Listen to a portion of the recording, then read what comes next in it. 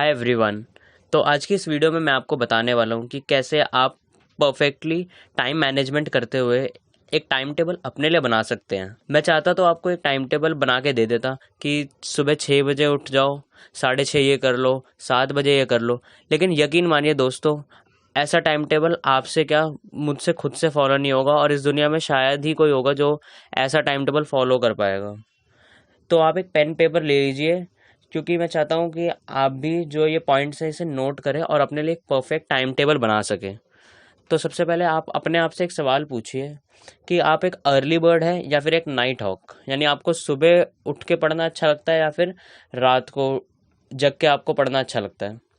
इससे कोई फ़र्क नहीं पड़ता आप कितने बजे उठते हैं, कितने बजे सोते हैं, लेकिन फ़र्क इस बात से पड़ता है कि आप कितने घंटे सोते हैं। जैसे कि आप जो ये वीडियो देख रहे हैं 9 to 12th क्लास के बच्चे हैं, तो आपके लिए 6 to 8 आवर्स की स्लीप इम्पॉर्टेंट है। आप इससे ज़्यादा भी मत कीजिए, क्योंकि आपको पूरा दिन या तो आलस होने लग जाएगा, और कम तो बिल्कुल भी मत कीजिएगा, क्योंकि आपको काफ़ी कुछ लर्न करना हो।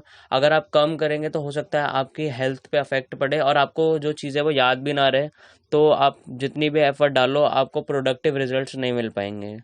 दूसरा, इसी से एक क्वेश्चन आता है कि आपका जो मोस्ट प्रोडक्टिव टाइम क्या है पूरे दिन का। कोई भी टाइम हो सकता है, 1 घंटा हो सकता है, 2 घंटा हो सकता है, 3 घंटा हो सकता है, सुबह में हो सकता है, रात में हो सकता है। ऐसा टाइम जिसमें मतलब आपको पता है कि मैं इस टाइम पे काम करूंगा तो प्रोडक्टिव रहूंगा ही रहूंगा। वैसे टाइम पे आपको काम हमेशा करना ही करना है, क्योंकि ऐसे जो टाइम पीरियड होता है इसमें आपको कम एफर्ट डालने पर भी बहुत ज़्यादा रिजल्ट्स मिलेंगे। तीसरा जो सबसे इम्पॉर्टेंट है, जो ये है कि आप जो डिस्ट्रैक्शंस है आप उसको दूर रखिए, क्योंकि अगर आपने डिस्ट्रैक्शंस दूर कर ली तो आप वैसे ही आधी जीत हो चुकी है आपकी। तो डिस्ट्रैक्शंस में आपका कुछ भी हो सकता है, आपका मोबाइल है, टीवी है, या फिर कोई भी जो आपके ऊपर डिपेंड करता है आप किस चीज़ से डिस्ट्रैक्ट हो जाते हैं, किसके वजह से आपका जो स्टडीज़ है या आपका जो भी काम है वो अफेक्ट करता है। दूसरा, डिस्ट्रैक्शन के साथ साथ आपका जो रिफ्रेशर्स है वो भी बहुत इंपॉर्टेंट है, क्योंकि आप सारा सारा दिन तो नहीं पढ़ सकते ना, 16 घंटे 18 घंटे। तो आपका कोई भी रिफ्रेशर हो सकता है आपको बीच में ब्रेक मिलता है तो आप अपने दोस्तों के साथ खेलने जा सकते हैं, या फिर आप आसपास में कोई पार्क है या फिर अपने टेरेस पे आप एक वॉक ले सकते हैं। आप हो सकता है गेम्स खेल लो। गेम्स में भी लेकिन डिपेंड करता है कि आप आउटडोर गेम खेल रहे हो या वीडियो गेम खेल रहे हो, उसके हिसाब से आप एक टाइम ड्यूरेशन रख सकते हो, बिकॉज आपको जो है रिलैक्स तो होना होगा, क्योंकि आपका जो माइंड है वो एक तरह की मशीन है, सारा दिन तो वो भी काम नहीं कर सकती। ये तो जनरल कैटेगरी थी कि सबके साथ कुछ ना कुछ ऐसा होगा। जो है सबसे अब जो इम्पोर्टेंट बात है वो आती है एनालाइज योर सेल्फ। आपको समझना पड़ेगा कि आपके साथ सिचुएशन कैसी है, कि आपकी स्कूल टाइमिंग क्या है, ऑनलाइन क्लासेस आपकी किस हिसाब से हो रही है, आपकी ट्यूशन टाइमिंग्स क्या है, साथ ही साथ आप कोई और एक्टिविटी में भी पार्टिसिपेट कर रहे हो, कोई डांस हो गया, सिंगिंग हो गया, म्यूजिक कुछ भी रिलेटेड में, आप उसको भी आपको टाइम देना है नहीं देना है। उसके बाद आपकी अपनी खुद की कैपेसिटी पे भी डिपेंड करता है कि आप कितने घंटे पढ़ सकते हो। और मैं आपको ये सजेस्ट करूंगा कि मोडोरो टेक्निक जो है, 25 मिनट्स आप स्टडी करो और 5 मिनट ब्रेक लो, लेकिन उसमें मैं रिकमेंड नहीं करता हूँ आपको कि आप सिर्फ जो वो 30 मिनट्स के लिए वही करो। आप मिनिमम 1 से 1.5 आवर्स तक करो। आप 2 सेशन लो और बीच में 2 ब्रेक ले लो 5-5 मिनट के, उस हिसाब से। बिकॉज अब जैसे आपको पता है धीरे धीरे कंपटीशन बहुत ज़्यादा बढ़ गया है, तो ऐसा तो हो नहीं पाएगा कि आप बहुत कम टाइम तक स्टडी करो लेकिन आपका काम बन जाए। तो इस वजह से आपको कोशिश करना है कि मिनिमम एक दिन में कम से कम स्टार्टिंग में 3 to 4 आवर्स तो रखे, उसके बाद धीरे धीरे करके एक्सटेंड करते जाओ। नेक्स्ट जो बात आ जाती है वो है आपको बनाना है रियलिस्टिक गोल्स। आपको टाइम पे फोकस नहीं करना है, आपको टास्क पे फोकस करना है। रियलिस्टिक गोल्स भी आपके दो तरीके से बनेंगे, एक तो शॉर्ट टर्म, एक लॉन्ग टर्म। लॉन्ग टर्म यानी कि जो आपका ईयरली बेसिस है, आपका फिक्स है कि हाँ 95% प्लस लाना है। अगर कोई है जो थोड़ा सा कम भी टारगेट कर रहा है तो कोई दिक्कत की बात है नहीं यार, ज़्यादा सोचने में कोई फर्क तो पड़ नहीं जाएगा। इसके बाद आपको ईयरली को जो है कोशिश करना है कि आप मंथली टारगेट सेट कर दो, क्योंकि हाँ मेरा इस चैप्टर में इतने टॉपिक्स हो जाने चाहिए, इस सब्जेक्ट में इतने चैप्टर्स हो जाने चाहिए, इतने टाइम तक इतना कंप्लीट हो जाना चाहिए। ये सारा आप सेट कर लीजिए। लेकिन इसमें प्रॉब्लम ये आ जाती है लॉन्ग टर्म गोल्स में कि प्रोक्रास्टिनेशन काफ़ी हो जाता है, आप डिले करते जाते हो, आपको पता भी नहीं चलेगा, लेकिन कैसे कैसे आपका जो टारगेट्स है वो डिले होते जाएंगे। तो इसके लिए आपको क्या करना है, शॉर्ट टर्म प्लान्स बनाने हैं।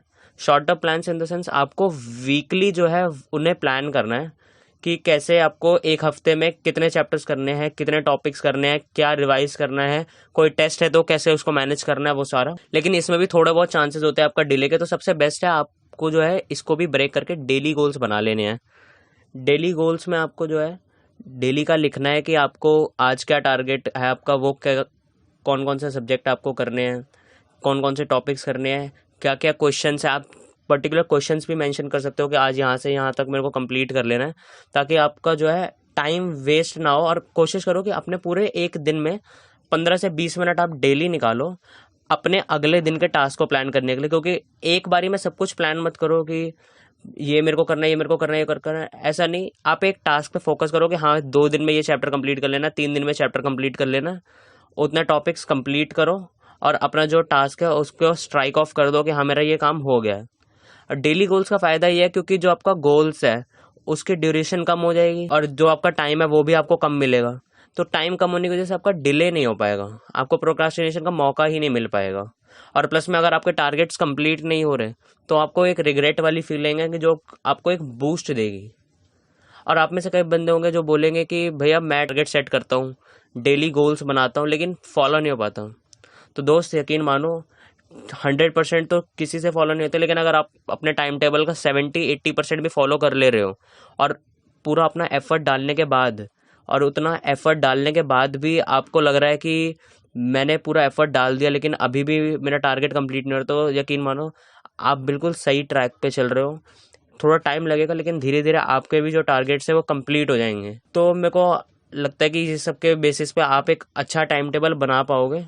और टाइम टेबल बनाने की कोशिश ज़रूर करना, क्योंकि गिनती के कोई 4 या 5 ही बच्चे होंगे जो टाइम टेबल बनाने वाले हैं, और यकीन मानना वही बच्चे होंगे जो कुछ ना कुछ करने वाले हैं।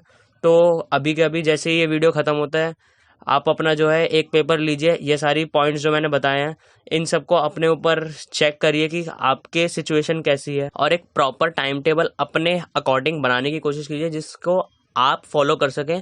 और प्लस में टाइम टेबल जो होता है वो फ्लेक्सिबल होता है, आप अपने हिसाब से थोड़ा बहुत उसे आगे पीछे चेंज कर सकते हैं अपनी सिचुएशन के हिसाब से।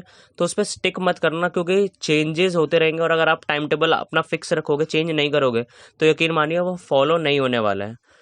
तो ये सारी टेक्निक्स और जो भी मैंने आपको टिप्स दिए, इनके बेसिस पे आप एक अच्छा टाइम टेबल बना पाओगे और डेडिकेटेडली अपने प्लान्स को एग्जीक्यूट करोगे। बिकॉज आप प्लानिंग जितनी मर्जी कर लो, अगर एग्जीक्यूशन नहीं होगा तो प्लानिंग जो है वो दरअसल एक टाइम कंज्यूमिंग प्रोसेस रह जाएगा आपके लिए। आप प्लान ज़रूर करना, बिकॉज आपको बात पता होगी कि everything minus management is nothing. तो इस वजह से आप अपना टाइम इन्वेस्ट कीजिए आप प्लानिंग में और एक टाइम टेबल बनाइए, यकीन मानिए आपका आगे काफ़ी समय बच जाएगा। तो आज के लिए बस इतना ही। See you in the next video. तो जाओ, शुरू हो जाओ और बवाल काट के आना।